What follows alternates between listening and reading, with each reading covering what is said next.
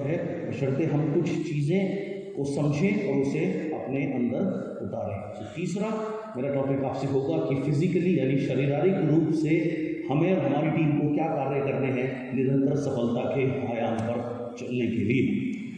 तो सबसे पहले मैं स्पिरिचुअलिटी के ऊपर आज आपसे बात करूँगा। स्पिरिचुअलिटी क्या है? स्पिरिचुअलिटी मेरी डिक्शनरी में है आपकी कनेक्टिविटी उस गॉड के साथ में। कनेक्टिविटी जैसे मैंने कहा ये किसी भी तरीके से बन सकती है। मैंने बहुत से ऐसे लोग भी देखे हैं जो कहने को तो पूजा कर रहे होते हैं लेकिन उनका ध्यान जो है वो उसको छोड़ के बाकी सब चीज़ों में होता है। तो मेरे हिसाब से वो स्पिरिचुअलिज्म नहीं है। रियल स्पिरिचुअलिज्म क्या है? आपका कनेक्शन उस परमपिता परमेश्वर से, जिसको कहते हैं दिल का कनेक्शन, भाव। वो सिर्फ भाव की भाषा समझता है और ईश्वर हमेशा से भाव का भूखा रहा है। ईश्वर को ना हमारी चढ़ाई हुई चादर चाहिए ना हमारा चढ़ाया हुआ प्रसाद चाहिए। उसे सिर्फ भाव और सिर्फ भाव की ही भाषा समझ में आती है। सो वो भाव, वो कनेक्शन ही आध्यात्मिकता है या वो स्पिरिचुअलिटी है।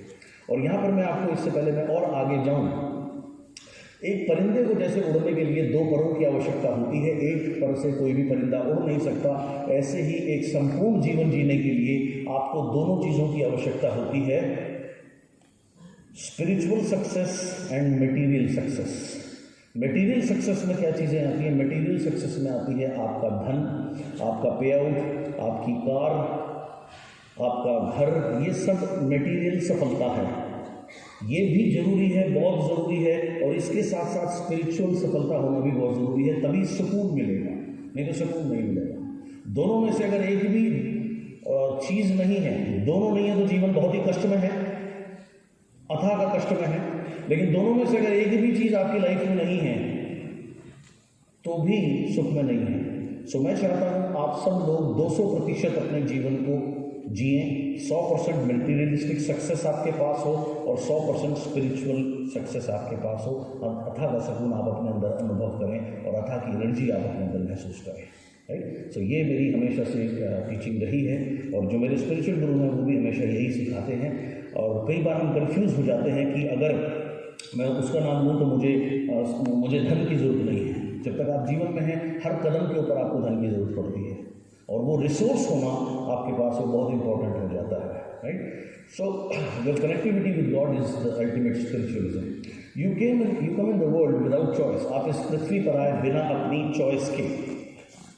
आप में से किसी ने भी नहीं चुना कि आप कब पैदा होंगे, कहाँ पैदा होंगे। अगर शायद आपकी चलती तो जहाँ आप पैदा हुए आप उससे अपग्रेडेड वर्जन में जाना चाहते हैं, बहुत अपग्रेडेड वर्जन में जाना चाहते हैं, आप शायद यहाँ पैदा नहीं होंगे। तो इसमें हमारी चॉइस नहीं होती। It is God's will. ये उस परमपिता परमेश्वर की कृपा से, इच्छा से हमें ये जीवन मिलता है, मानव जीवन मिलता है ना। हमें एक सिंपल सी चीज़ समझनी है कि इस दुनिया में सबसे बड़ा जो क्रिएटर है वो सर्वशक्तिमान परमात्मा है, जिसने सब कुछ बनाया। राइट? ये पृथ्वी के ऊपर जितनी भी चीज़ें हैं, नेचर, राइट, समय पे बारिश आती है उसका अपना रोल है, हर सुबह सूर्यदेव आते हैं उनका अपना रोल है। अभी जब वो 2-3 दिन छुट्टी ले लेते हैं तो आप देखिए कितने लोग इतनी शीतलहर से परेशान हो जाते हैं, और गर्मियों में जब वो ओवर टाइम करने लगते हैं तब कितने लोग कितने परेशान हो जाते हैं। तो हर चीज़ का एक रोल है। एंड अगर आप नेचर को सिर्फ ऑब्जर्व करें तो नेचर या प्रकृति अपने आप में बहुत ही एक अद्भुत चीज़ है जिसमें सबका अपना अपना रोल है। राइट? आप देखिए चांद, सूरज, बारिश, हर चीज़, फल, फसल, सब्जी, कुदरत में इतनी खूबसूरत और अनमोल चीज़ें हैं। तो इन सब का जो क्रिएटर है, द अल्टीमेट लॉर्ड, वो सबसे बड़ा मैन्युफैक्चरर है, वो सबसे बड़ा क्रिएटर है, उसने सारी चीज़ों को क्रिएट किया है ना। जब वो इतने बड़े क्रिएटर हैं, सर्वशक्तिमान हैं, तो जाहिर सी बात है जो सर्वशक्तिमान है वो कभी भी ऑर्डिनरी प्रोडक्ट नहीं बना सकता। राइट? आप किसके प्रोडक्ट हो? आप अपनी मर्जी से नहीं आए हो, आपको उसने जीवन दिया, वो सर्वशक्तिमान परमपिता परमेश्वर है। तो आपका क्रिएटर कौन है? आपका रियल क्रिएटर वो है। तो जब रियल क्रिएटर वो है और वो कभी भी खराब प्रोडक्ट नहीं बना सकता, राइट? तो इसका मतलब अगर आपको उसने क्रिएट किया तो आपके अंदर कुछ ना कुछ तो अच्छाई ज़रूर होगी, कुछ ना कुछ तो खास बात ज़रूर होगी, कुछ ना कुछ तो यूनिक बात ज़रूर होगी। मतलब सिर्फ इतना है कि हम उस बात को समझें, अपनी स्ट्रेंथ्स को समझें, अपनी ताकत को समझें, उसे बढ़ाएं। और जो हमारी उतनी खास ताकत नहीं है, जैसे पॉजिटिव लैंग्वेज में वीकनेस नहीं बोलते हैं हम बोलते हैं areas of concern. Areas of concern यानी कि जिन क्षेत्रों में हमें ध्यान देने की ज़रूरत है। सो एरियाज ऑफ कंसर्न हम सबके होते हैं जिन पर हमें थोड़ा और ध्यान देने की आवश्यकता होती है, लेकिन डेफिनेटली हम में से कोई भी एक व्यक्ति ऐसा नहीं है जो बिल्कुल 100% बेकार हो, जो कुछ नहीं कर सकता, ऐसा कुछ नहीं है। हम सबके अंदर कुछ ना कुछ बहुत सारी खूबियाँ रहती हैं, कुछ ना कुछ टैलेंट ऊपर वाले ने सभी को दिया होता है, लेकिन हम उसको भूल करके अपनी कमियों पे इतना ज़्यादा फोकस करते हैं कि हमें ऐसा लगता है कि हमारे सामने इतना बड़ा पहाड़ रूपी चैलेंज है जिसको शायद हम पार ना कर पाएँ। तो आपने इस चीज़ को अंडरस्टैंड करना है कि जब क्रिएटर गॉड है, ग्रेट मैन्युफैक्चर वो है, तो जो ग्रेट मैन्युफैक्चर है वो ऑर्डिनरी प्रोडक्ट नहीं बनाता। तो जब आपको उसने बनाया है तो आप ऑर्डिनरी नहीं हो, यू आर नॉट ऑर्डिनरी, आप साधारण नहीं हो। आप अपनी शक्ति को भूल सकते हैं, साधारण जीवन जी सकते हैं, लेकिन अल्टीमेटली आप चाहें तो इसको रिवर्स कर सकते हैं, अपने को बहुत बेहतर बना सकते हैं। और आज अपने को बेहतर बनाने के लिए ही हम लोग यहाँ पर एकत्रित हुए हैं। उसके बाद आपने सिंपल सी एक बात समझनी है, परमात्मा, परम अल्टीमेट। परमात्मा मीन्स द लॉर्ड। लॉर्ड ने क्रिएट की जीवात्मा। मैं और आप कौन हैं? हम जीवात्मा हैं। सो परमात्मा क्रिएटर है जीवात्मा का, यानी मेरा, आपका, हम सबका। God created human being to its own image. ये बाइबल की लाइन है जो मैंने ली है बाइबल से। बाइबल में लिखा है कि भगवान ने इंसान को क्रिएट किया अपनी इमेज के सबसे नज़दीक, यानी अपने से सबसे नज़दीक ह्यूमन बीइंग को बनाया। और 84 लाख जीवन के फॉर्म हैं, 84 लाख योनियां हैं जिनमें जीवन है, जिसमें अनगिनत प्रकार के कीड़ों की एक अपनी अलग दुनिया है। सी वर्ल्ड जो है, समुद्र के नीचे की जो दुनिया है, वो उसकी अपनी अलग लाइफ चलती है। पक्षियों का अपना एक अलग वर्ल्ड है। अगर आप पक्षियों की वैरायटी देखें तो हज़ारों वैरायटी पक्षी के अंदर है। There are thousands type of birds. Similarly आप देखें विभिन्न प्रकार के जानवर। तो इस तरीके से अगर देखा जाए तो जीवन के 84 लाख रूप हैं। उन 84 लाख में से सर्वश्रेष्ठ नंबर 1 इज ह्यूमन लाइफ। जो नंबर 1 जीवन है वो है मनुष्य जीवन। तो 84 लाख में से प्रभु ने आपको एक नंबर दिया, यानी फर्स्ट पोजीशन दी। तो आप बहुत स्पेशल हो, तभी आपको वो फर्स्ट पोजीशन मिली है। अगर आप स्पेशल नहीं होते तो आपको ये फर्स्ट पोजीशन मिली ही नहीं होती। आपको शायद किसी कीड़े के रूप में या पक्षी के रूप में, किसी जानवर के रूप में भी आप जन्म ले सकते थे। तो अल्टीमेटली कहने का अर्थ क्या है कि आपने कुछ बहुत स्पेशल किया, तभी आपको ये फॉर्म ऑफ लाइफ मिली है। नहीं तो फॉर्म ऑफ लाइफ में, जैसे मैंने कहा, 84 लाख वैरायटीज़ हैं, कोई भी मिल सकती थी। हाँ, कुछ विशेषताएं only human being can laugh. सिर्फ इंसान को ही भगवान ने ये नियमत बख्शी है कि वो मुस्कुरा सकता है, हंस सकता है। आपने कभी किसी डंगर को हंसते हुए देखा? हाँ जी, नहीं है, संभव नहीं है। आपने किसी छिपकली को दीवार पर टंगे हंसते हुए देखा? आपने किसी कॉकरोच को हंसते हुए देखा? आपने किसी मच्छर को मुस्कुराते हुए देखा? पॉसिबल नहीं है, क्योंकि कुदरत ने ये जो नियमत है ये सिर्फ आपको दी है। और मुस्कुराहट एक ऐसी कमाल की चीज़ है जो कैसा भी इंसान क्यों ना हो, उसको वो और बेहतर बनाती है, उसको वो और खूबसूरत बनाती है। So only human being can laugh and smile. ये विशेषता जो है वो केवल और केवल ऊपर वाले ने हमें ही बख्शी है। सो इसका जितना हो सके इसका सदुपयोग किया कीजिएगा। ग्रेटेस्ट गिफ्ट, ऊपर वाले की सबसे कीमती चीज़, मनुष्य जीवन, उसने आपको दिया। सो ग्रेटेस्ट गिफ्ट जो ऊपर वाला किसी को भी दे सकता है वो है ह्यूमन बर्थ या ह्यूमन लाइफ। जैसे आप किसी के पास जाते हैं, आपके जो बड़े लोग होते हैं, जब हम छोटे बच्चे होते थे तो माता पिता से हम क्या गिफ्ट एक्सपेक्ट करते हैं हमारे बर्थडे पे, या हमारे यदि अच्छे नंबर आए या कोई नववर्ष हो तो हम उम्मीद करते हैं कि हमें ये गिफ्ट मिलेगा। बच्चों को बहुत एक्साइटमेंट होती है, मेरा बर्थडे आया, मुझे क्या गिफ्ट मिलेगा। सो जो ग्रेटेस्ट गिफ्ट, सबसे बड़ा दाता कौन है? दाता एक ही है, राइट, जिसने जो सबको देने वाला दाता है। तो उस दाता ने आपको सबसे बड़ा गिफ्ट दिया है ह्यूमन लाइफ के रूप में, राइट। इस सिंपल सी चीज़ को आपने समझना है। नाउ आपको अगर कोई भी चीज़ मिलती है,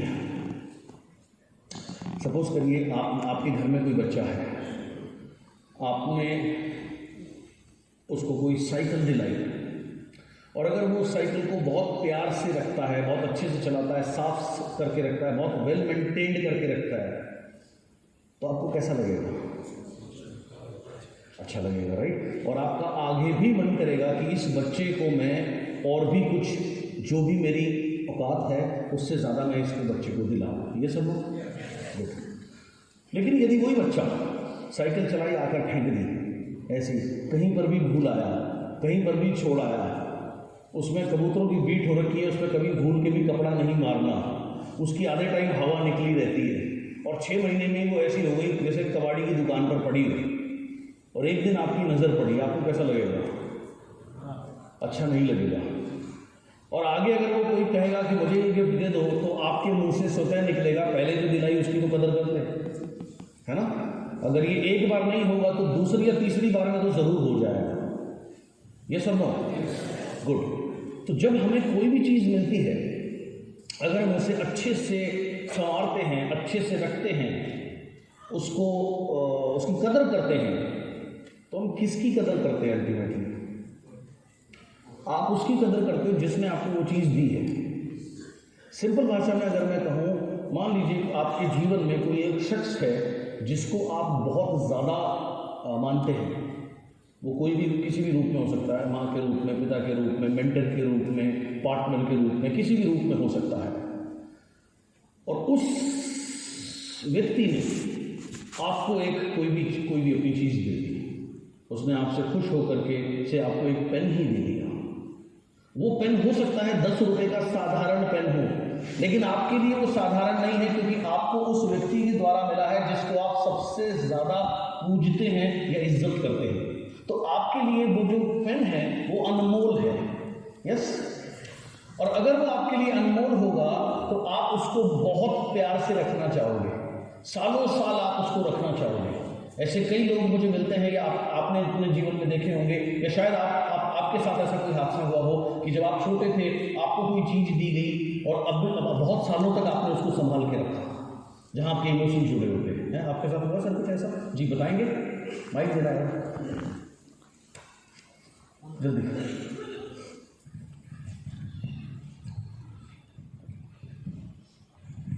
गुड मॉर्निंग सर। मैं मुजफ्फरनगर से हूँ, वरुण गर्ग मेरा नाम है। मेरे को आज तक जितने भी गिफ्ट मिले हैं बचपन से लेकर आज तक, वो सारे A to Z डिक्टो रखे हैं मेरे पास, और हर एक की मेमोरी भी है। मुझे कौन से ईयर में मिला है, 2001 में क्या मिला है, 6th क्लास में मुझे क्या मिला है, सबकी मेमोरी मेरे पास आज तक कलेक्टेड है। बड़े अच्छे बच्चे थे यार, बड़े अच्छे बच्चे हो। Thank you. सो आप जिस गिफ्ट को आप जितना संभालते हो, अल्टीमेटली आप किसकी इज्जत कर रहे हो? आप उसके देने वाले की इज्जत कर रहे हो। यस, समझ आई आपको सिंपल सी ये बात? सो सेम वे, जब आप उस गिफ्ट को एब्यूज करते हो, उसकी कदर नहीं करते, बेकदरी करते हो, तो आप उस गिफ्ट की बेकदरी नहीं कर रहे, आप उस देने वाले की बेकदरी करते हो। So abusing the gift is abusing the giver. ये लाइन समझ में आई आपको दोनों? सबको आई? गुड। लिखता अंग्रेजी में हूँ लेकिन समझाता बहुत सिंपल भाषा में हूँ, तो आपको समझ आ जाएगी अगर आप थोड़ा भी मेरे साथ रहेंगे तो। ना, किसी भी गिफ्ट को चेरिश करना, चेरिश करने को हम कहते हैं उसको बहुत संभाल के रखना, उसकी कदर करना, उसको प्यार करना। इसको अंग्रेजी भाषा में हम चेरिश कहते हैं। तो गिफ्ट की कदर करने का सिंपल मतलब है उसके देने वाले की कदर करना। सही है। आप देखो हर एक कल्चर में, हमारे हिंदुस्तान में ये ज़्यादा होता है, अगर गलती से हमारा पैर किताब के ऊपर लग जाता है तो हम क्या करते हैं? ऐसे करते नहीं करते? राइट? क्यों? क्योंकि हम उसकी कदर करना चाहते हैं, हम उसको संभाल के रखना चाहते हैं। अगर कभी हमारा पैर लग जाए करेंसी पे, मुद्रा पे, पैसों पे, तो हम क्या करते हैं? पैरों के नीचे रौंद देते हैं उसे। क्या करते हैं? सिंपल उठाते हैं, लगाते हैं और फिर कहीं रखते हैं।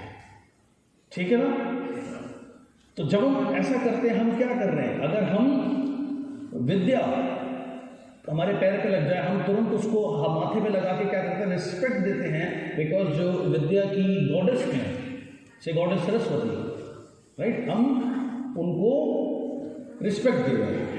सेम वे, सो ऐसे ही मुद्रा अगर हमारे पैर में आ जाती है तो जो मुद्रा देने वाला जो लॉर्ड है, हम उस लॉर्ड को उसमें उस फॉर्म में देखकर माथे पे लगा के कहीं अच्छी जगह पर रखने, रिस्पेक्ट देते हैं। तो जब हम किसी भी चीज़ की कदर करते हैं, हम उसके दाता की कदर करते हैं, और जब हम किसी चीज़ की बेकदरी करते हैं तो हम उस चीज़ की बेकदरी नहीं करते, हम अगेन उसके दाता की बेकदरी करते हैं। समझ आई आपको बात? गुड। ना सेम वे प्रभु को धन्यवाद देने का एक ही तरीका है, उस सर्वशक्तिमान परमेश्वर को धन्यवाद देने का एक ही तरीका है, उसने आपको दिया अपने सबसे कीमती गिफ्ट यानी ह्यूमन लाइफ। अगर आप इसको बना दो ग्रैंड लाइफ, एक सफल जीवन आप बना दो, तो ऑटोमेटिकली ये एकमात्र तरीका है इस जीवन का आपने सदुपयोग कर लिया, तो ये एकमात्र तरीका है उसको धन्यवाद देने का। अदरवाइज हम उसको कुछ दे नहीं सकते, हमारे औकात है नहीं उसको कुछ देने की। आप दाता को दे क्या सकते हो?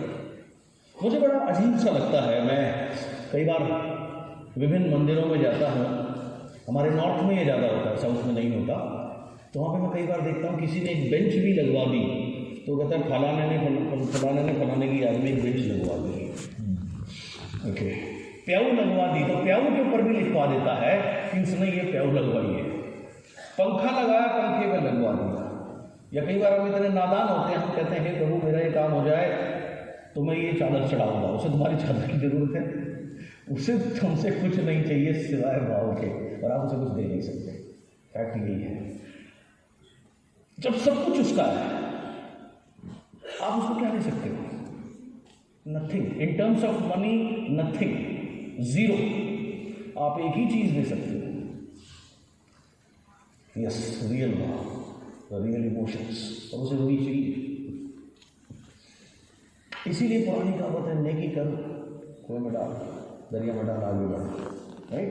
सो the only way to thank God is living grand life. अपने जीवन को ग्रैंड बनाना, सदुपयोग करना, आप इतना संपन्न बने कि आपके द्वारा बहुत लोगों के घर में कुछ खुशी आए, ये है ग्रैंड लाइफ। और इसीलिए आप देखिए, हम यहाँ पर अभी विभिन्न मजहब को फॉलो करने वाले लोग बैठे हुए हैं, बहुत अच्छी बात है। मैम, रमज़ान में ज़कात करने के लिए बोलते हैं, चैरिटी करने के लिए बोलते हैं, अपनी एक सर्टन परसेंटेज कमाई की चैरिटी करने के लिए बोलते हैं। यस, चैरिटी आप कब कर पाओगे? जब आप संपन्न होगे। नहीं तो एक बड़ी अजीब सी देहाती कहावत है, नंगा नहाएगा क्या निचोड़ेगा क्या। सही है? जब आपके पास संपन्न होगा तभी तो आएगा। और वो लोग बहुत खुशनसीब होते हैं जिनके पास लोग मदद के लिए आते हैं। सो ग्रैंड लाइफ की एकमात्र तरीका प्रभु को धन्यवाद, उसने आपको ये जीवन दिया, आप इस जीवन को आपने खूब इसमें सफलता हासिल करी, खूब उस अच्छे काम किए, तो आपने क्या किया, इस जीवन का सदुपयोग कर लिया। तो ये एकमात्र तरीका है उस परमपिता परमेश्वर को धन्यवाद देने का, और कोई तरीका है नहीं। राइट? एक छोटा सा एग्जाम्पल दूंगा, देना पसंद नहीं करता लेकिन और कोई एग्जाम्पल मेरे दिमाग में आ नहीं रहा तो मुझे देना पड़ेगा। अभी संक्रांत का दिन था, 13 तारीख का, बहुत सर्दी थी, तो मेरी मेड है जो मेरे यहाँ काम करती हैं 14 सालों से, तो वो मुझे राखी भी बांधती हैं। तो उन्होंने कहा भैया गार्ड लोग कुछ कह रहे हैं। तो मैंने कहा क्या कह रहे हैं? तो वो चुप हो गई। मैंने कहा बोलो ना क्या कह रहे हैं? तो बोले कुछ नहीं भैया, वो कह रहे हैं संक्रांत का दिन है, सर्दी बहुत है, भैया को बोलो एक कंबल दिला दें। तो मैंने कहा इसमें क्या प्रॉब्लम है? मैंने जो मेरे साथी हैं जो मेरी गाड़ी चलाते हैं उनको बोला, मैंने कहा यार एक काम कर, जो भी बेस्ट कंबल अवेलेबल हो वो उन्हें लेकर के आना। ये चीज़ कब संभव है? जब आपके पास संपन्नता हो। अगर आपके पास संपन्नता नहीं, तुम खुद दूसरे के ऊपर निर्भर हो या आश्रित हो, तुम चाह करके भी नहीं दे पाओगे। सो एकमात्र तरीका ईश्वर को धन्यवाद देने का है is living a grand life, living a successful life. Understand? समझ आई? तो उस खुदा को धन्यवाद हम कब दे सकते हैं? जब हम अपने जीवन को खूब सफलता के मुकाम पे लेके जाए, खूब सदकर्म करके हम यहाँ से जाएं। यही तरीका है। Faith alone create miracles. Faith, विश्वास। बहुत विभिन्न प्रकार की मैंने किताबें पढ़ी हैं, हज़ारों से ज़्यादा किताबें मैंने खरीद करके मेरे घर में रहते हैं, अलग अलग टॉपिक्स के ऊपर में।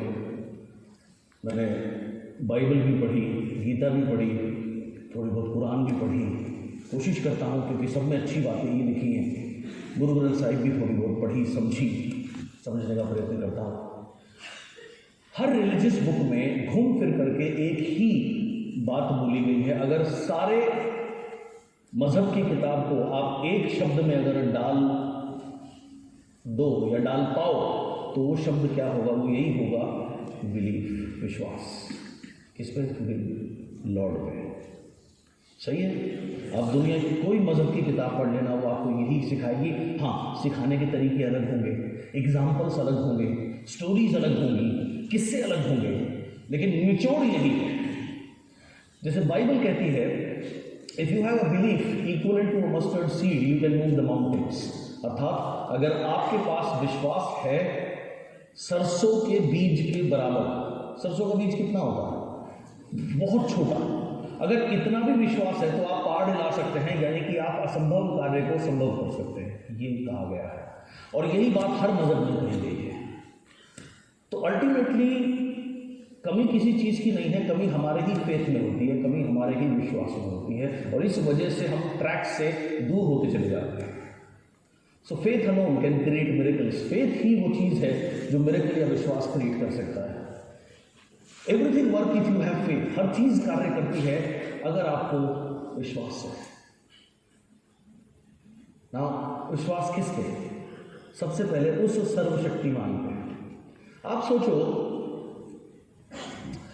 आप बहुत संपन्न व्यक्ति हो, आप मान करके चलो, आप इमेजिन करो आप बहुत अमीर हो, बहुत रिच हो, बहुत सक्सेसफुल हो, और आपके घर में एक छोटा सा बच्चा है 8 साल का। उसे सुबह पेपर देने जाना है दूसरे शहर या कहीं पर, किसी पढ़ाई के लिए जाना है। अब वो आपसे कह रहा है, पापा मम्मी जो भी, दीदी जो भी आपका रिलेशनशिप है, मुझे वहां जाना है। आपको पता लगा, आपका वेडन हो जाएगा। अब अगर वो बच्चा सारी रात चिंता करता रहे, मैं पता नहीं जा पाऊंगा या नहीं, जाऊंगा या नहीं, मुझे ले जाएंगे या नहीं, मैं पहुंचूंगा या नहीं, मैं होऊंगा या नहीं, तो आपको कैसा लगेगा?